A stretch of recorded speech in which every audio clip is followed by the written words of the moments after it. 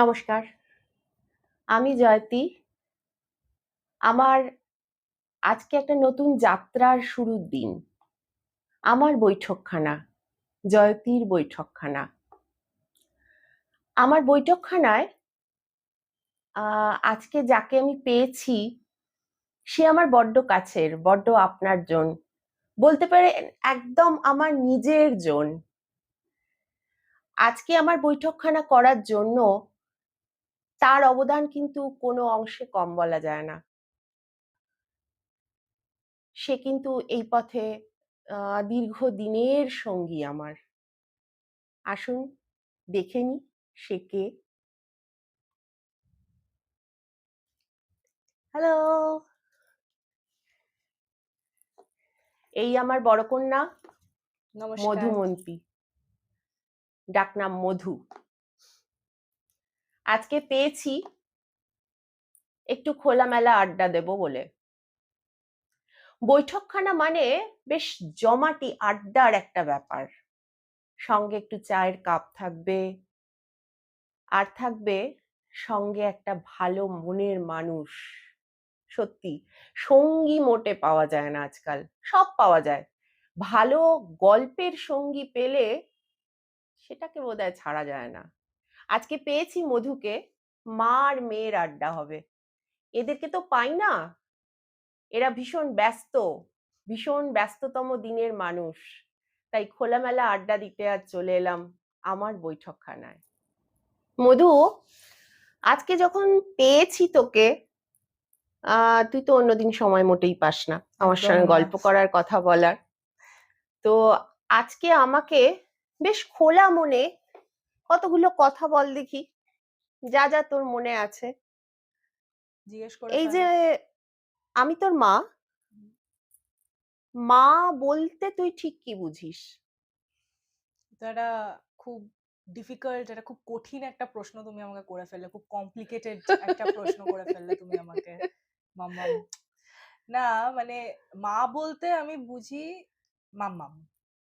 আমি প্রথম আমার লাইফের প্রথম শব্দ ছিল মাম্মাম। আমি যখন মানে প্রথম কথা বলা শিখি, আমার প্রথমেই আমাকে শেখানো হয়েছিল এটা মা না, মানে অন্যদেরকে আমি শুনি বলে নিজেদের মাকে বলে মা বলে, কত কিছু বলে। আমি আমি আমার মাকে মাম্মাম বলি।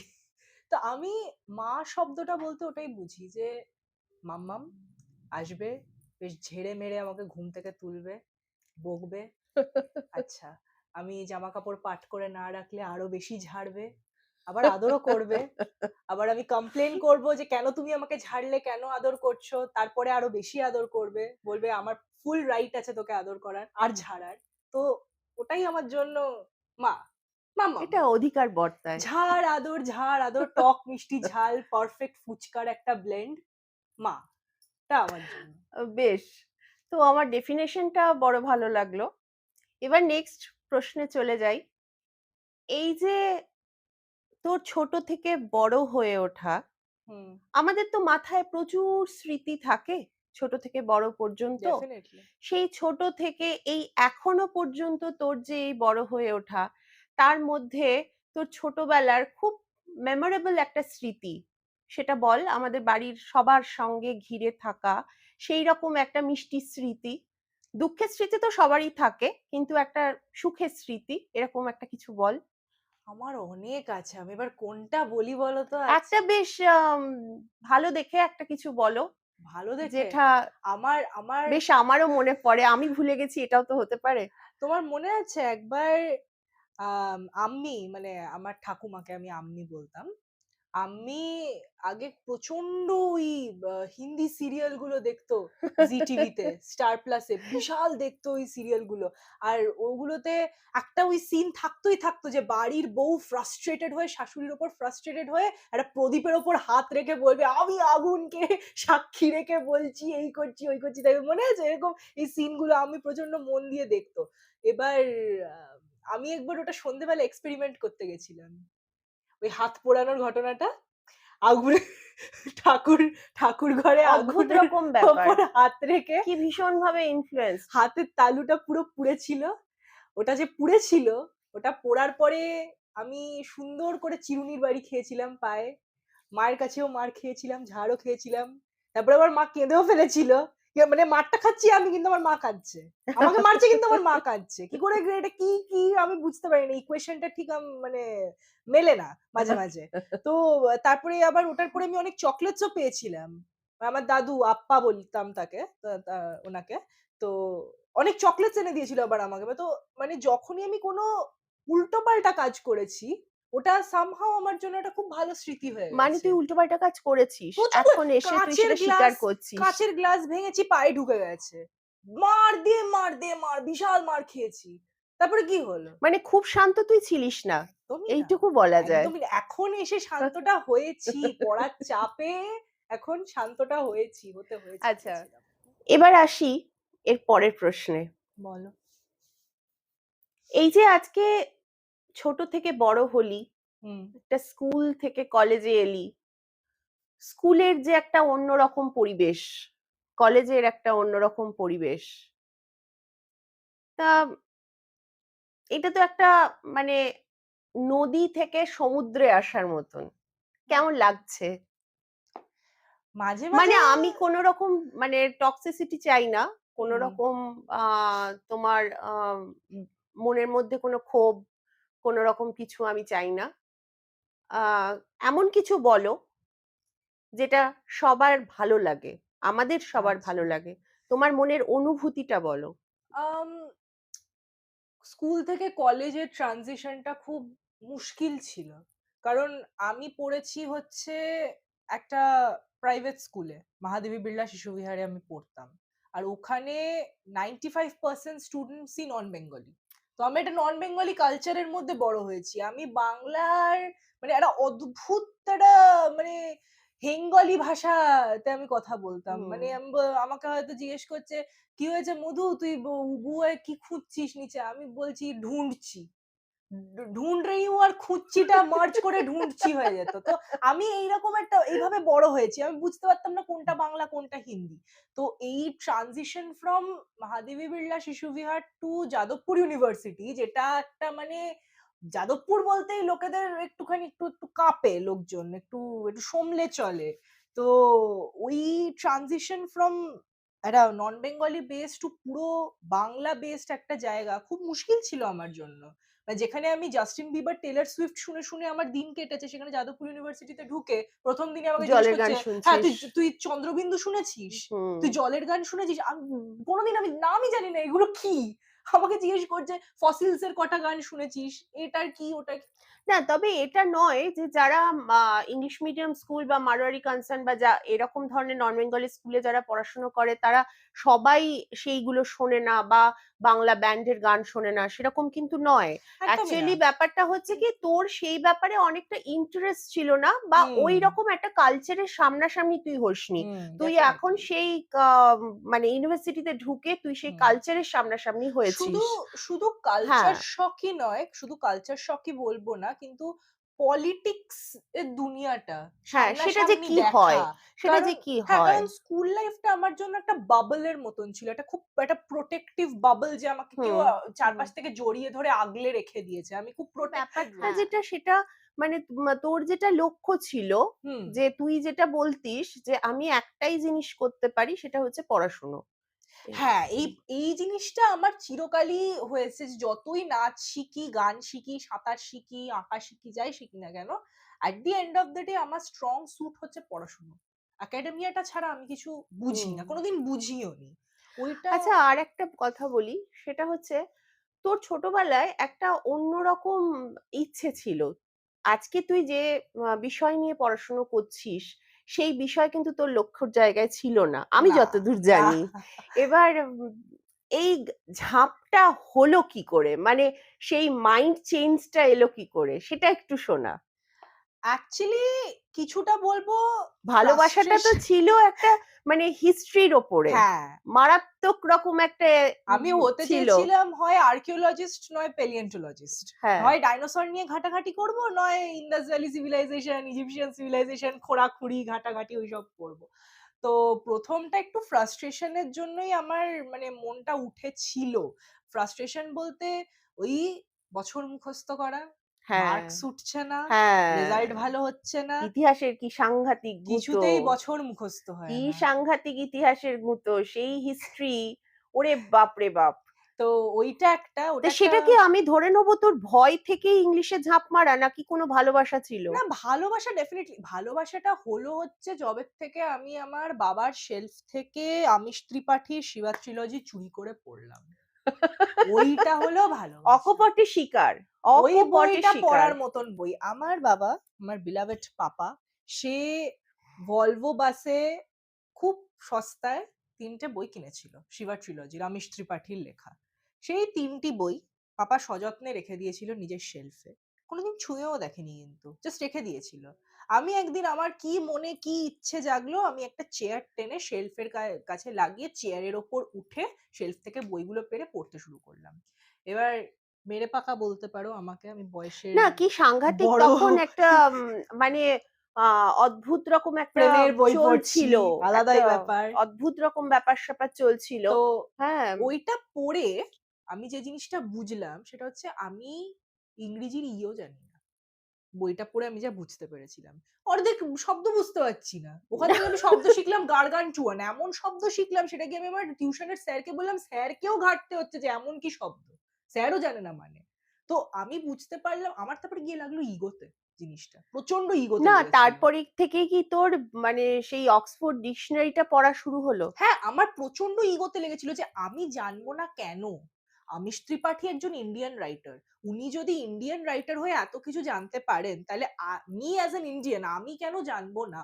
ওটা আমার প্রচন্ড ইগোতে লেগেছিল। ওই ইগোটাই যে কিভাবে এনিমিস টু লাভার্স হয়ে গেল, মানে আগে ইংলিশ আমার শত্রু ছিল। তুমি জানো আমি বই ছিঁড়ে খেয়ে ফেলতাম। বাচ্চা বয়সে আমি বই ছিঁড়ে খেয়ে ফেলতাম। তো আমার একটুও বিন্দুমাত্র আমার পছন্দ ছিল না। সায়েন্সে অ্যাওয়ার্ড জেতা মেয়ে আমি। সেখানে আমি ইংরেজির প্রেমে পড়ে গেলাম, এমন পড়লাম যে সায়েন্সকে আমি একেবারে দুচ্ছাই করে দিলাম চিরকালের মতো, আমি আর তাকাবোই না ওইদিকে। তো ওটা কিছুটা ফ্রাস্ট্রেশন, কিছুটা ইগো, অনেকটা ভালোবাসা। এখন ইংলিশ নিয়ে আমি খুব খুশি। না আমার যেটা মানে বক্তব্য পরের দিকে, এই যে ইংলিশ নিয়ে তোর যে এই যাত্রা, এই যে তুই কন্টিনিউ করছিস, এবার তোর রাস্তাটা কি হবে তুই কিছু ভেবেছিস? ভেবেছি তো অনেক কিছুই, ভেবেছি তো অনেক কিছুই। আমার মেইনলি এখন ইচ্ছে যেটা হচ্ছে সেটা হচ্ছে ইউপিএসসি নিয়ে লেগে পড়া, যে কারণে তুমি আমাকে খুঁজে পাও না, এটাই হ্যাঁ, কারণ। ঠিক। আমাকে, আমি বাড়িতে থাকলেও আমাকে খুঁজে পাওয়া যায় না। আমার মা ঘরের দরজা খুলে একটা প্রায় একটা স্ট্রোকের মতন হয়ে যায় যে তুই তুই বাড়িতে ছিলিস, এতক্ষণ তুই বাড়িতে ছিলিস। সত্যি খুঁজে তো পাওয়া যায় না, কি অদ্ভুত জিনিস আমাকে বলুন। পাওয়া যায় না। তো এবার একটা তো আছে, ইউপিএসসিটা তো আছেই আমার মাথায় ডেফিনিটলি। কিন্তু তার সাথে, সাথে একটা ওই একটা অপশন বি হিসেবে আমি মাঝে, মাঝে ভাবি যে যদি ওই ফার্দার স্টাডিজ করে প্রফেসরের লাইনের মধ্যে যদি ঢুকতে পারি। কারণ চিরকালই পড়ানোটা আমি খুব ভালোবেসে এসেছি। বাচ্চাদের পড়ানো বা সমবয়সীদেরকে পড়ানো বা আমার বয়সে বড় যারা তাদেরকে পড়ানো। তো যদি ওই প্রফেসরের লাইনে আমি ঢুকতে পারি। আদার দ্যান দ্যাট আমার একাডেমিয়া ছাড়া কিন্তু কোনো as such ইচ্ছে নেই। আমার ওই আরো পড়বো, জ্ঞানের ভান্ডার আরো বাড়াতে থাকবো, বাড়াতে থাকবো। একেবারে মাথাটা পুরো পাগল করে দেবো, নিজেকে পুরো ক্র্যাকহেড হয়ে যাব। তারপরে আমার শান্তি। আচ্ছা, ধর 25 ডিসেম্বর তোর যেরকম এখনো পর্যন্ত মাথায় আসে যে মোজায় করে মাথার কাছে গিফট রাখা থাকবে, সকালবেলা হুম, উঠে খুঁজিস, হুম, এখনো পর্যন্ত তোর মাথার মধ্যে আছে যে স্যান্টা বলে কেউ একজন আছে। হুম, সে তো আছে। তো সেই স্যান্টা যদি আসে, এসে যদি তোকে বলে যে আমি তোমাকে একটা কিছু গিফট দিতে চাই, হুম। তুমি চেয়ে নাও, তোমার মনের মতন কিছু একটা চেয়ে নাও, বা এমন কোনো জায়গা যেখানে তুমি যেতে চাও, একবার অন্তত কোথাও সেই জায়গাটায় যেতে চাও, সেই জায়গাটার মধ্যে তোমার একটা বিশাল ভালোবাসা আছে, এরকম কি কোনো জায়গা রয়েছে? স্পেসিফিক্যালি জায়গা?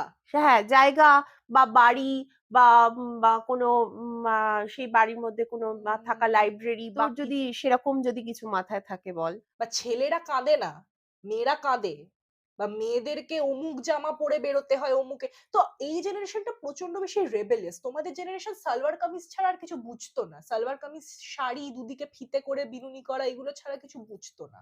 কলেজ থেকে বাইরে গিয়ে ফুচকা খাওয়ার জন্য তোমাদেরকে ১০০ বার ভাবতে তো, যাবো, খাবো, করা কি উচিত?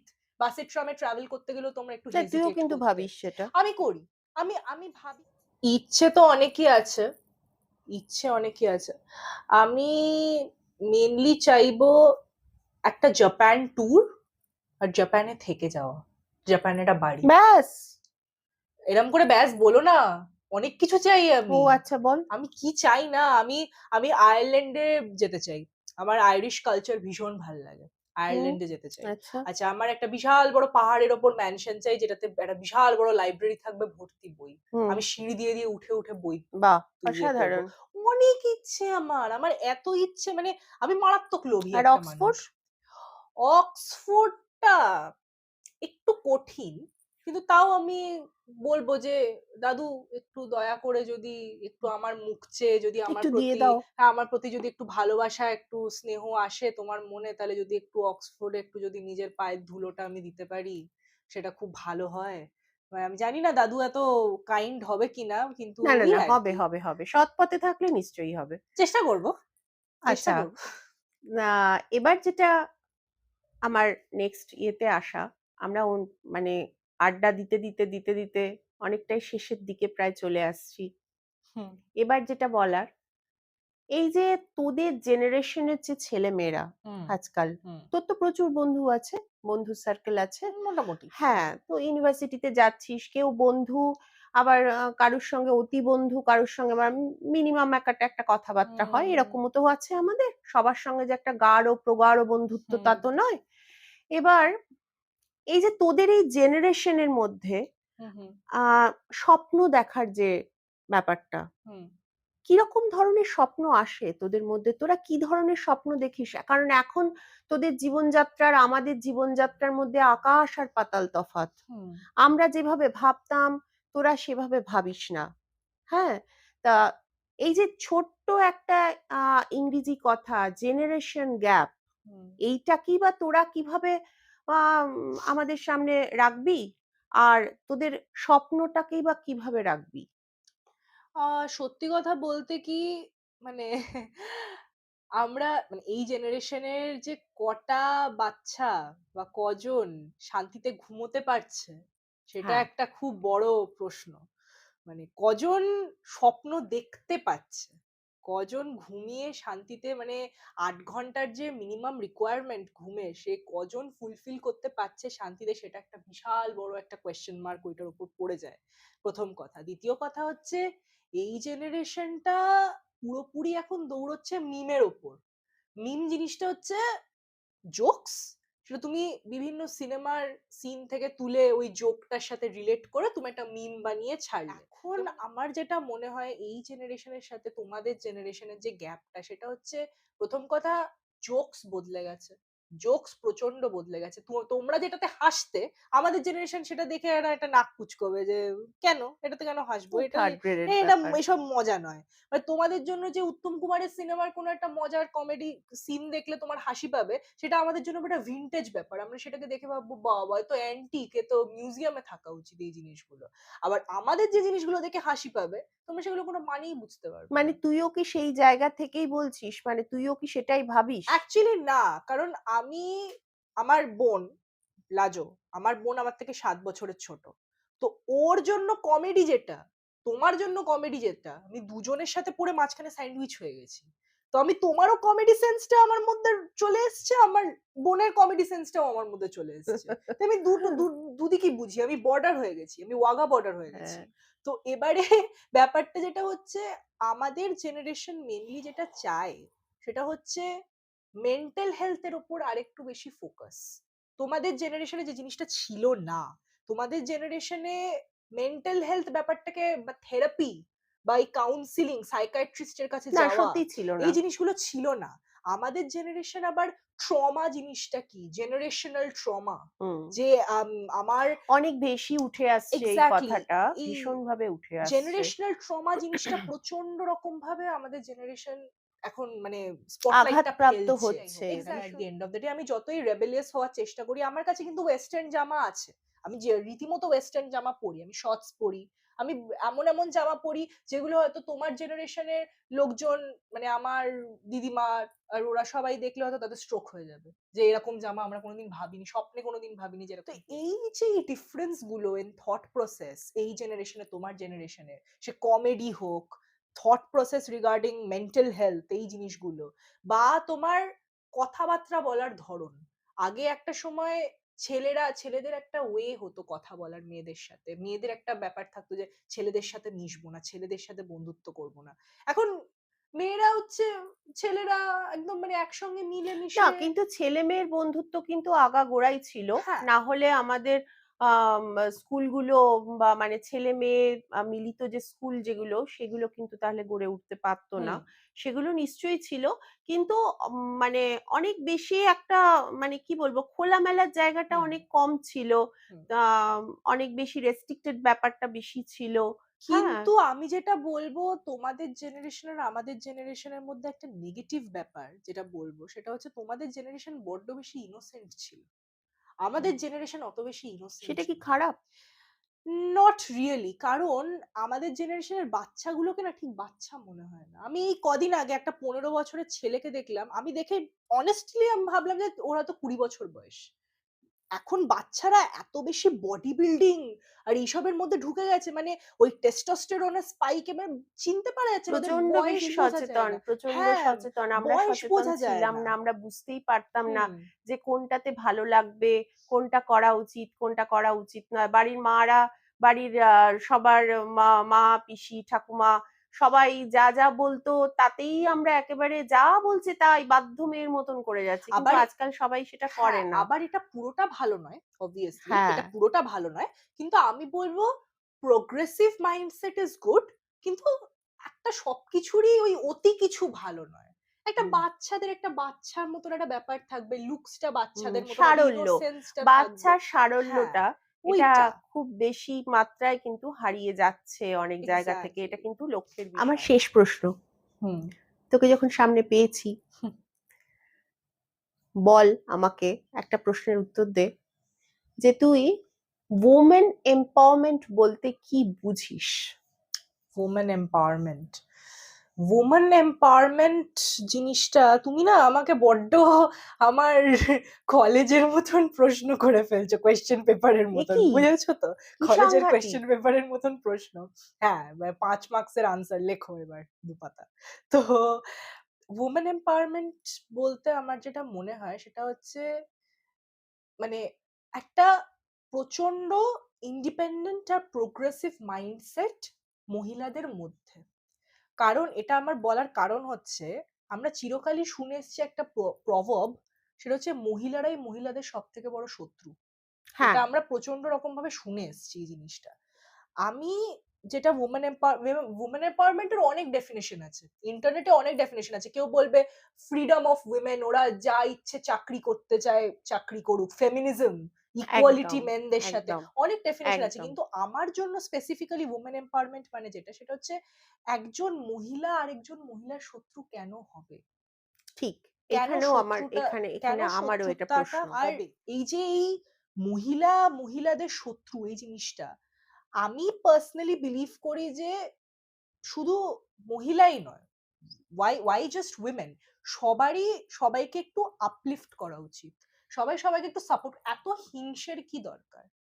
আজকে একটা মানুষ, আজকে তুমি আমার সাথে বসে একটা পডকাস্ট করছো, তুমি আজকে আমার সাথে কথা বলছো, তো এই জিনিসটা তোমার ফ্রেন্ডস যারা, আমার মাসি যারা হয়, বা যাদেরকে আমরা চিনি, তারা যখন এটাকে দেখবে তোমাকে আপলোড করবে, বা তোমার সাথে এই জিনিসটা নিয়ে ডিসকাস করবে, কথা বলবে, বা ঠিক, আমাকে বলবে যে ঠিক, বাহ তোকে কত তুই এরকম করে কথা বলেছিস, এরকম বলেছিস, ওরকম বলেছিস। ঠিক। আমার যে ভুল ত্রুটি গুলো সেগুলো কারেকশন করে দেবে, যে তুই পরের বার এটা ঠিক করে বলিস, বা এভাবে কথা বলতে, ওভাবে কথা বলতে। কারণ এটা আমার ফার্স্ট পডকাস্ট, আমি লাইফে কোনোদিন করিনি।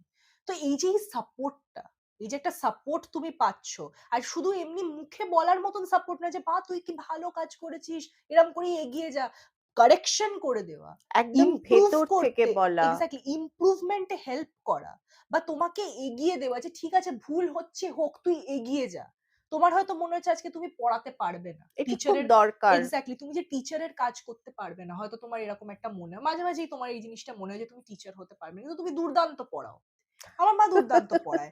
তো এই যে যখন পাপা তোমাকে সাপোর্ট করে যে তুমি পড়াও, তুমি কাজ করো, তুমি তোমার যা মন চায় তুমি সেটা করো, দ্যাট ইজ অলসো না, এম্পাওয়ারমেন্ট। সবার সাহায্য তো ভীষণভাবে দরকার হয়। এক্স্যাক্টলি। দেখুন আমরা যারা বাড়িতে যারা থাকি, যারা হোম মেকার, এটা একটা ইংরেজি শব্দ, একটা ছোট্ট কথা। কিন্তু এটা সবথেকে বড় কথা। হ্যাঁ? আমরা বিনে মায়নার কাজ করি। কিন্তু আমরা কিন্তু সবথেকে বড় কাজটাই করি। হ্যাঁ? একটা মানুষ একটা যখন অফিসে যান, তখন একটা পোস্ট ধরে রাখেন এবং তার জন্য উনি মাইনে পাচ্ছেন। কিন্তু আমরা একটা গোটা সংসারকে ধরছি। গোটা সংসারের মধ্যে ৪ জন বা ৫ জন বা ৬ জন যাই হোক যতজনই মানুষ আছেন তাদেরকে রেখে তাদেরকে তাদের যত্ন করা, তাদের কোনটা কখন প্রয়োজন না প্রয়োজন প্রত্যেকটি দিককে দেখে রেখে প্রত্যেক দিনের হিসেব অনুযায়ী রুটিন মাফিক কাজগুলো করে যাওয়া এবং তাদের মনের খবর রাখা। সবথেকে যেটা দরকার যে তাদের মনের খবর রাখা। তারা কখন তাদের কখন প্রয়োজন, তারা কখন কি ভাবছে, তাদের মনের সঙ্গী হওয়া, তাদের কাছাকাছি আসা, এটা কিন্তু খুব দরকার, ভীষণ দরকার। তো আমি আমার মেয়েদেরকে শেখাই, সারাক্ষণই মোটামুটি বলতে থাকি, যখনই পাই আর কি, ওরা যখনই ফ্রি থাকে, আমি বলতে থাকি যে, "দেখো মা, সবসময় না শুধু নিজেরটা দেখলে চলে না, সবারটা দেখবে, ভাবার চেষ্টা করবে।" হ্যাঁ? সবারটা ফিল করার চেষ্টা করবে। অনুভূতি একটা খুব বড় কথা। সে অনুভূতি মানুষের মধ্যে থাকাটা কিন্তু খুব দরকার। আজকালকার দিনে যেটা অনেকাংশেই হারিয়ে ফেলছি আমরা। ভীষণভাবে হারিয়ে ফেলছি। নিজের কাজের জগতে থেকে হোক, নিজেদের কাজের অতিরিক্ত চাপের থেকে হোক বা পারিপার্শ্বিক চাপে হোক, যেকোনো প্রকারই হোক আমরা সব হারিয়ে ফেলছি। সেগুলো কিন্তু আমাদের হারিয়ে ফেললে চলবে না। আমাদের হাসি মুখে সবার সঙ্গে ভীষণ সুন্দর করে দিনগুলো কাটিয়ে যেতে হবে। এই হচ্ছে আমাদের লক্ষ্য। আজকে আমার ১ম যাত্রা, প্রথমেই বলেছি, আজকে আমার বৈঠকখানা আমি বন্ধ করছি। নমস্কার। ভালো থাকবেন সবাই, সঙ্গে থাকবেন আশা করি।